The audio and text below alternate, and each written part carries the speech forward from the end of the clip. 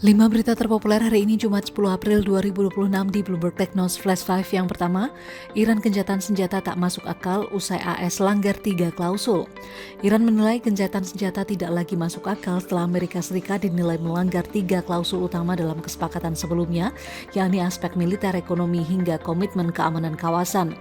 Tehran menegaskan tanpa kepatuhan penuh terhadap perjanjian, upaya damai hanya akan menjadi formalitas tanpa hasil nyata.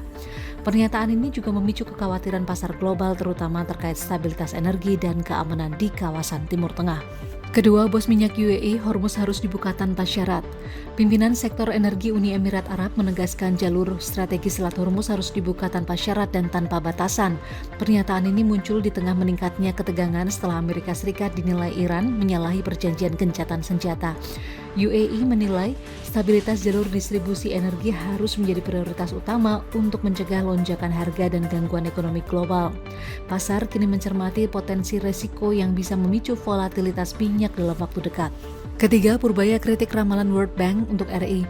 Menteri Keuangan Purbaya Yudi Sadewa menyatakan proyeksi ekonomi World Bank terhadap Indonesia kurang akurat dan tidak mencerminkan kondisi fundamental ekonomi saat ini. Purbaya bahkan menyatakan pihaknya siap meminta maaf jika proyeksi World Bank ternyata terbukti benar. Hal ini diungkapkan di tengah proyeksi pertumbuhan ekonomi Indonesia di kisaran 5% yang dinilai masih cukup solid dibanding negara lain. Pernyataan ini menyoroti adanya perbedaan pandangan lembaga global dan otoritas domestik dalam membaca arah ekonomi Republik Indonesia. Keempat, gencatan senjata dilanggar, J.D. Vance terbang ke Pakistan. Wakil Presiden Amerika Serikat J.D. Vance dilaporkan mengunjungi Pakistan setelah dugaan pelanggaran gencatan senjata kembali terjadi.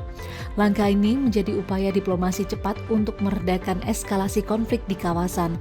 Situasi memanas setelah laporan pelanggaran yang terjadi hanya dalam hitungan hari sejak kesepakatan diumumkan. Pengamat menilai respon cepat ini penting untuk mencegah konflik meluas yang berpotensi berdampak pada keamanan global. Kelima, pemerintah siapkan regulasi masifkan penggunaan EV. Pemerintah Indonesia menyiapkan regulasi baru yang mempercepat adopsi kendaraan listrik atau EV.